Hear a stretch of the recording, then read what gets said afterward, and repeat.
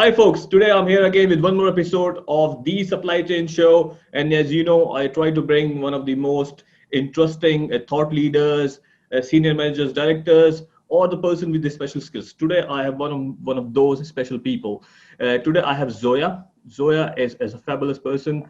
I met her in one of the recent supply chain virtual conferences. So we never really met physically. So we are friends of the new normal. And this is exactly the topic of the new normal, where we talk about let's call it 5 tips, trends, shifts in the current procurement environment or supply chain environment in general, and how to deal with that, right? So we talk about people, we talk about technology, we talk about how you manage your teams, right? So we will talk about all this sort of stuff.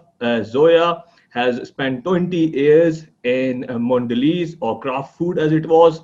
She has enormous roles in or very diversified roles, shall we say, in supply chain, ERP, procurement transformation, risk and compliance, and I think that was her last role. And recently, she has started working on her own consultancy projects and also teaching. So with this introduction, Zoya, welcome on board.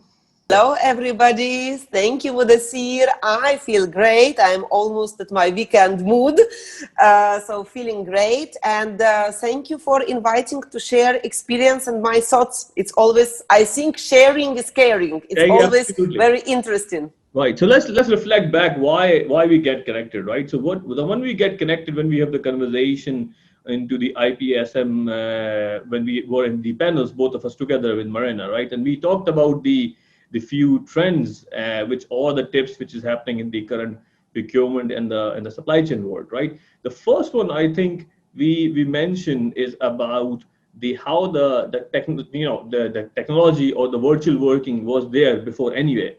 So post COVID, or shall we call it as a new normal, the whole thing is now on steroids. It has a boost in the whole in the implementation of those innovative technologies. So what do you feel about that? Yeah, this is true. I think even the fact that we met is thanks to technology. We could see each other. We could even observe great translation simultaneously on the conference. So technology is now across. And I think, of course, procurement is not exception. But always when we talk about technology, I have a little bit of watch out, because in some cases we can see that when people try to automate things and put technology in place, they think that technology will solve all their process issues and master data issues, etc. But it's not like that. It's not about putting magic tool, pressing magic button, and all problems are solved. So I would definitely see that technology now is not nice to have, it's already must, and it's just enabler for your work, literally. But I would put more attention even on prerequisites for technology, which is business process itself. So in this new normality or new reality, what we observe in terms of business processes and what are good practices. We had very volatile world before. Now it's even more volatile. So what I observe in companies, and what helps, in fact, companies to keep up with the pace and also to react quickly on consumers' needs, is process of governance and process of coordination. So now we observe that those things which you earlier did once per quarter, or once, for example, per half a year, now you do more frequently.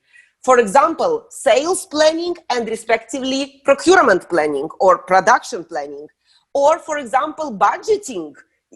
Literally, previously we could do it, I don't know, twice per year or 3 times per year. Now we review our budgets. I now have examples like every 6 weeks we have this budget period. So this consolidation or stretching of periodicity of processes and governance helps companies and helps procurement organization as well react more quickly.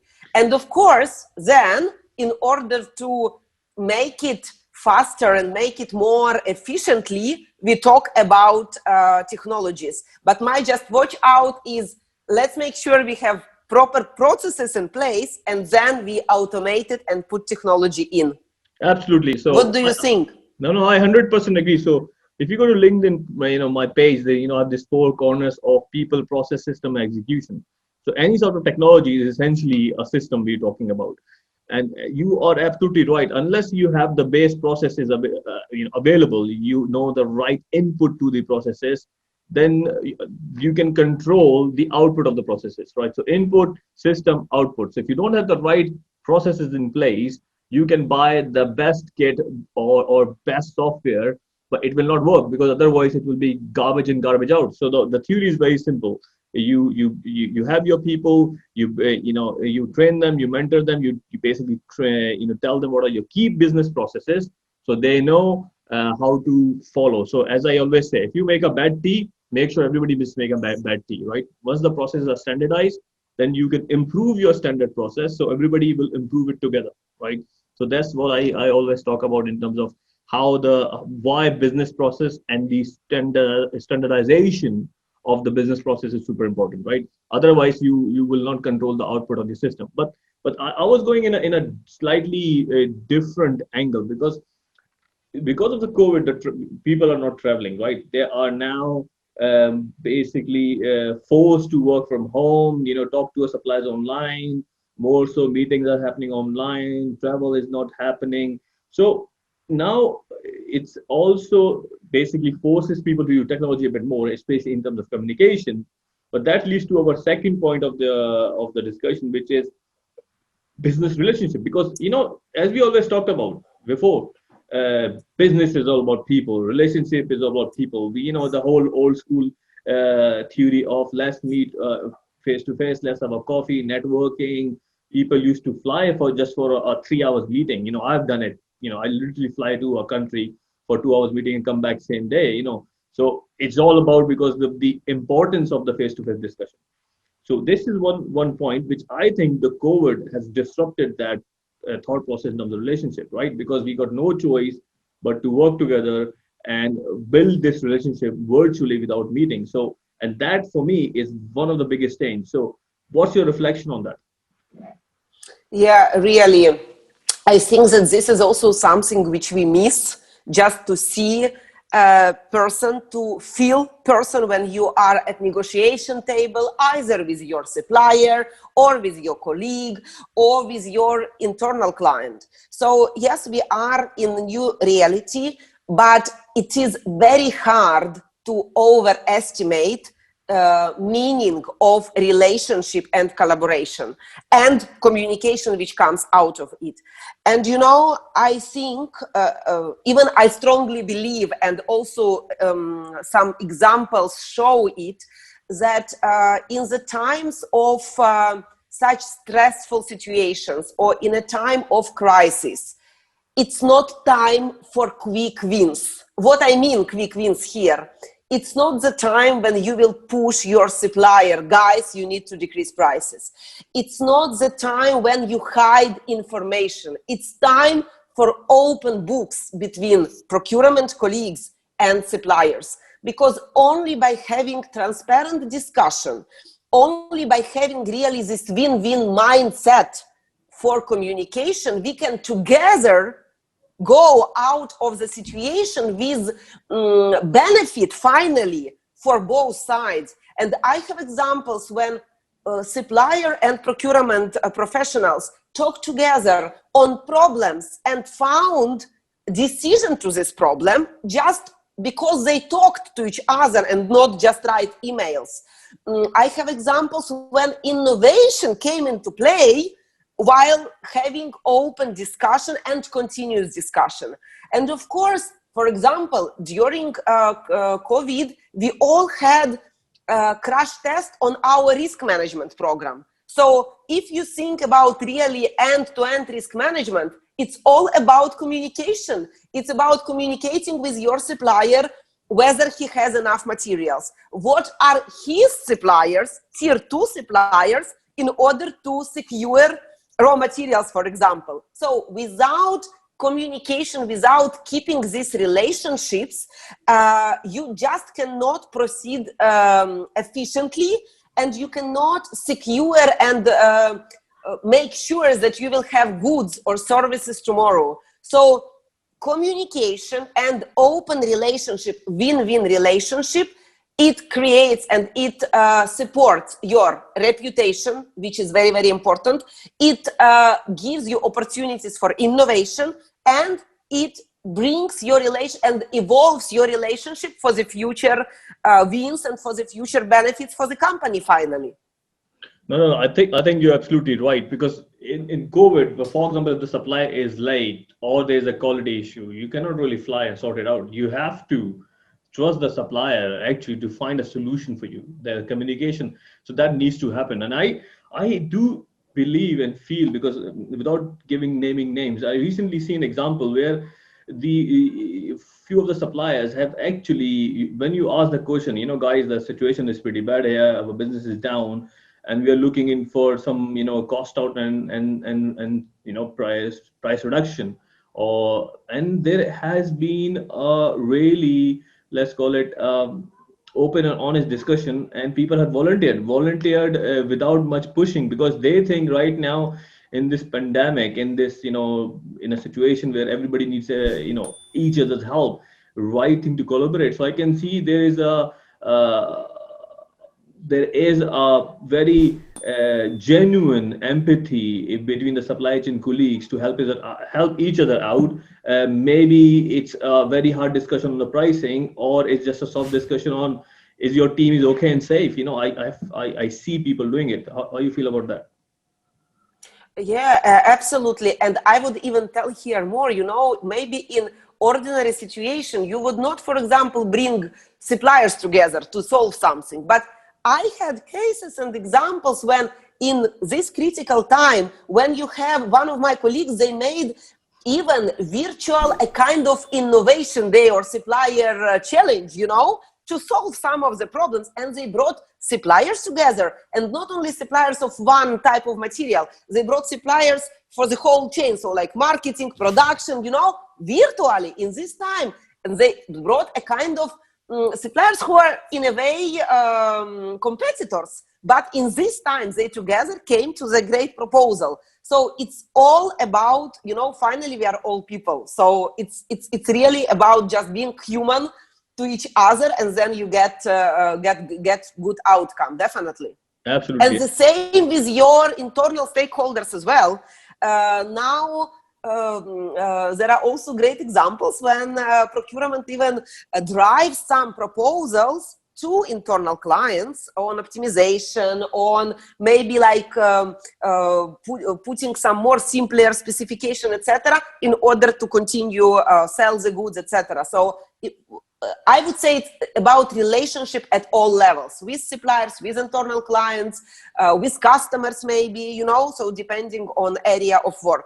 Sure, absolutely. But then leads to the second point right now. The businesses, most people are saying businesses are down. I mean, unless you make sanitizer or gloves or mask, most businesses has been affected, right? Or your online business, which has gone up. So most businesses are affected. So the liquidity situation, or managing your liquidity, is important, right? So given your experience, which you have a vast variety in on this topic, so let's share some tips there on this point. Yeah, so cash is king. So in whatever business we are, we cannot do without cash. And here there are a few tips. First of all, definitely we need to make sure we monitor our payments regularly, and even maybe more frequently than we would do in the normal situation. And by the way, one of the recent CPO surveys, I cannot remember now who ran this survey, but it told that 64% of CPOs mentioned that they now increased periodicity of monitoring financial health of suppliers as well. And again, it's coming back to relationship and communication.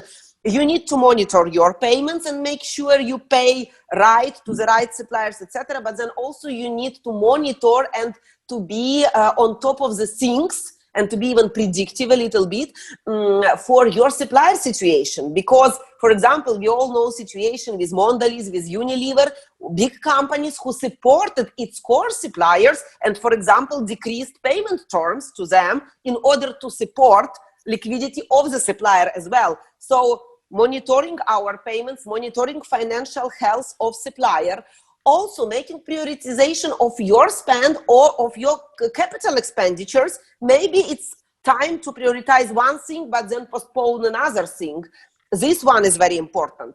Also, how you can optimize your cash is not only payments directly, it's also your inventory. It's now good time to continuously review how much you have on your stocks.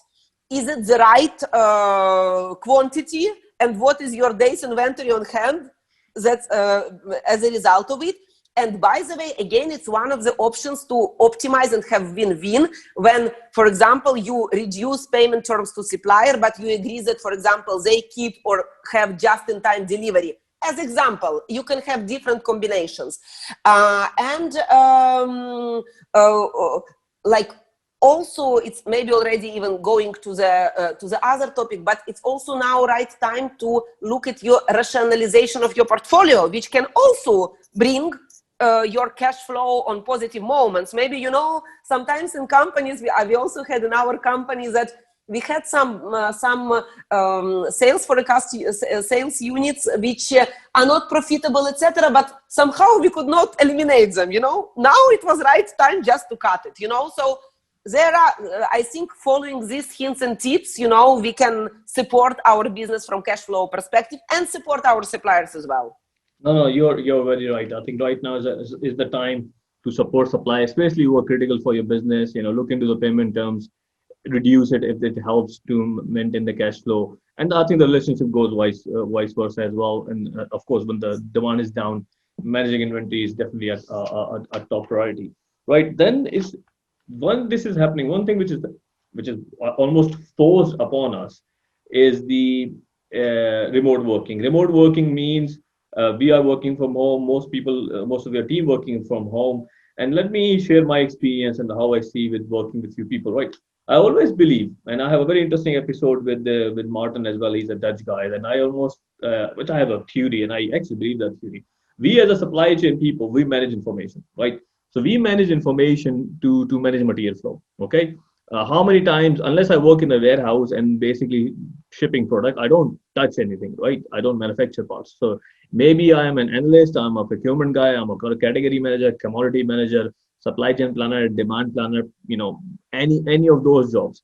Essentially, we are sitting on the computer managing information flow. So most of those jobs I think can be done from home. Not now, even future, right? I mean, the tech companies has already adopted working from home. For me, I firmly believe, you know, big multinationals should also think about it like Mondelez and Kraft. So the point I'm making is this: there is no going back. I don't think it's gonna be the similar that the bosses are sitting in the office and they have a team sitting in front of them and you need to have a permission to work from home and, you know, a special HR condition and all this. I really don't believe it's ever gonna happen now, right? So with that said, first of all, do you agree with me, or maybe you have a counter views on that? So I would like to know your views on this, and maybe you disagree with me. That's fair.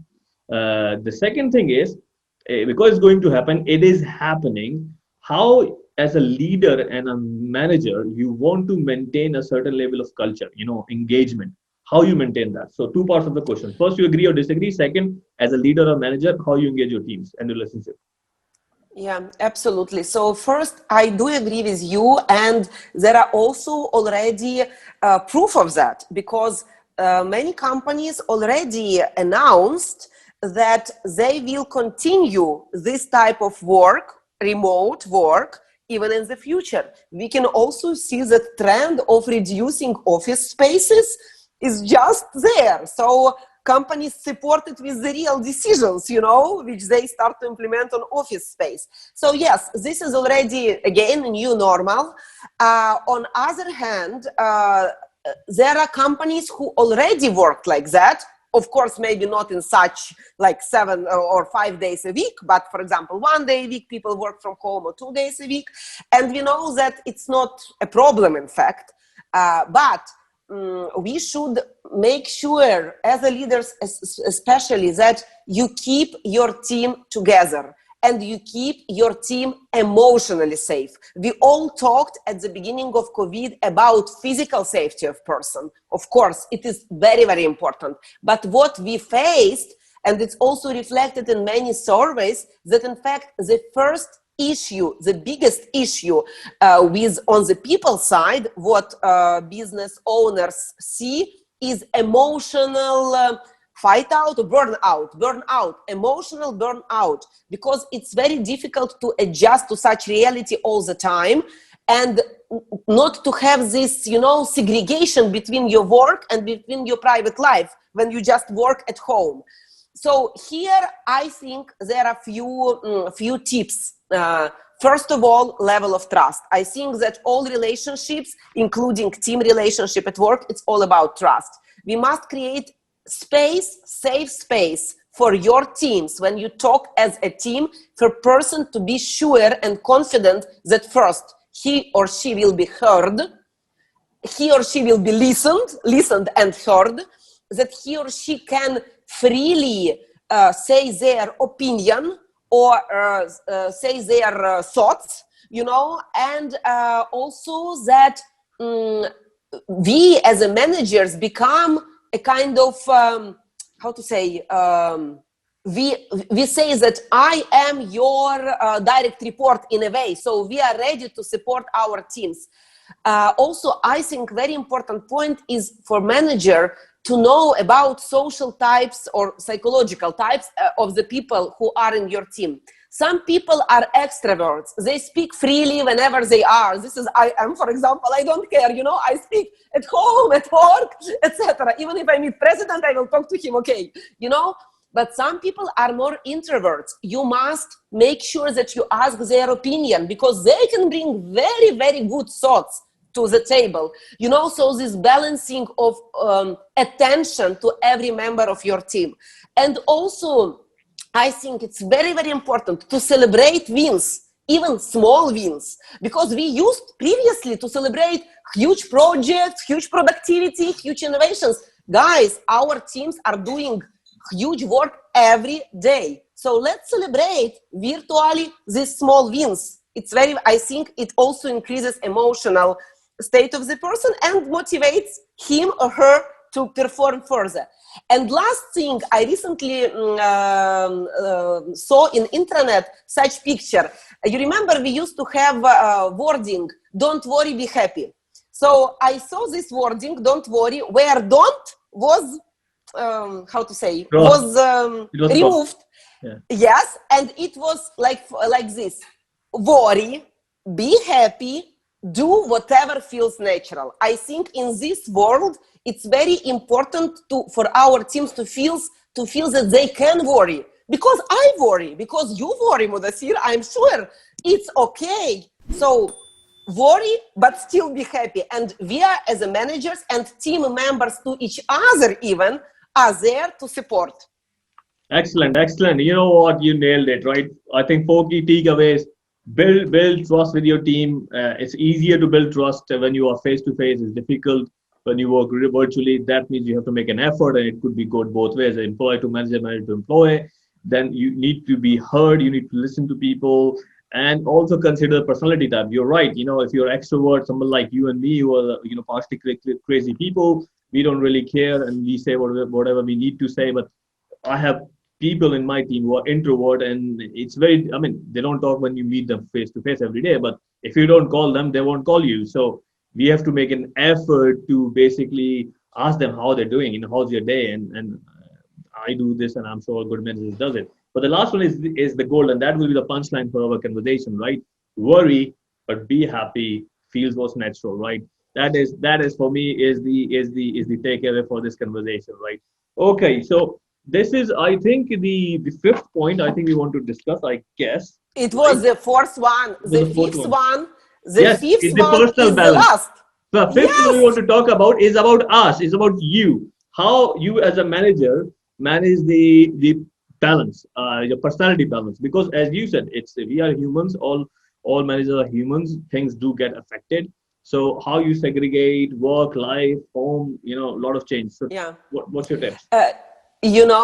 Here I would like to make such analogy with the Spider-Man. We Okay. know that uncle of Spider-Man, or I think it was uncle of Spider-Man, he Uncle told Sam, yeah. him, yes, he With great told powers that, comes great responsibilities. yes, no, Muddassir, you knew my thoughts, Yes, you're just yes. reading my thoughts. He told it like that. And for me, it very much resonates with personality. Why? Yeah. Because we as a team leads, we wear a kind of Spider-Man costume, yeah? We are heroes, we are there for the teams, we are there for the management. Yes, but sometimes you need to remove your Superman or Spider-Man costume. Why? In order to balance back yourself, to re-energy yourself. How you can do it? First, and this is, by the way, my biggest pain, though I work with remote teams more than 10 years, with the COVID, when all my kids have been at home with online learning, it was very difficult for me, and I struggled from not dividing personal and workspace. So I strongly recommend really to make it very hard, even if you are with your kid in one room, still, to tell to yourself, you can do it via calendar, you can do it via reminder in your phone, that now work stopped. Now I will dedicate time to family, and vice versa. So this segregation, personal and professional, is first one. Second one is reflection. I think it's very important to reflect at the end of the day and think and again re-energize yourself. It can be whatever is suitable for the person. It can be meditation. For me, for example, it's cycling. I just get on my bicycle and make 30 minutes of cycling. For every person, it will be different. But please find your way to re-energize yourself. And last one, I learned from my colleague, rule of 5 minutes. What does it mean? 5 minutes per day, you can complain. You can complain to your husband, or you can complain to your kids. You just can say, oh, I don't like it. Oh, something happened. But it is only for 5 minutes. What it gives you a little bit of, you put your negative emotions to the person you trust, of course. And it was funny story when I first told my husband, honey, I will do now 5 minutes. And I started to complain. And then he stopped me and told, honey, you told it's 5 minutes rule. You already do it for half an hour, so stop. So here you also should balance. But my point is, find way to put out your negative emotions. It can be speaking, it can be boxing, it can be whatever, but put negative out and put positive things in. You look at the trees now in Kiev, beautiful autumn, you can enjoy it. Again, for every person, it's personal way, but remember to remove your Spider-Man costume and re-energize yourself in order to gain responsibility again next day. Absolutely. So 5 points just to summarize for me is, again, don't be a Spider-Man all the time. Remove your mask, chill out. It's important. The second one, I think you said the segregation. This is very important, right? So if you are at work, segregate your work life, shut your laptop, shut your phone, don't do anything, watch Netflix, spend time with your family, do something different. Otherwise, if you keep checking this 24 hours and actually you get exhausted and it doesn't work, which reflect to the third point you mentioned is the reflect and energize. Absolutely agree. Do something different. I go to gym, I play my cricket. So 100% agree with you. Or do cycling. I think cycling is good for health as well. So do that. And there's a 5 minutes rule. Actually, I've not done this. I think you're right. I think I'm going to try that part, right? So I just need to find somebody to complain. But I think I'm not sure it's going to last 5 minutes. So you're right there. Yeah. All right. Yeah, Zoya, it's been a pleasure. I think I love your energy. I think you're awesome, right? I'm sure we'll be in touch. It's a pleasure talking to you. Thank you for being in the show. Yes, thank you. Thank you for the opportunity. And it's great just to talk to the person on the other edge of the earth, but we are still connected because of technology. Absolutely, absolutely. So hopefully, I think next year we should be traveling. I'll be coming to one of the conferences. Marina, our common friend, will be organizing. So I'd love to see you there. That ends the episode, guys. The usual: like, share, subscribe. Keep it simple and keep it real. I'll see you in the next episode. Take care. Bye. So if you like this video, don't forget to like, share, subscribe, and leave your comments below.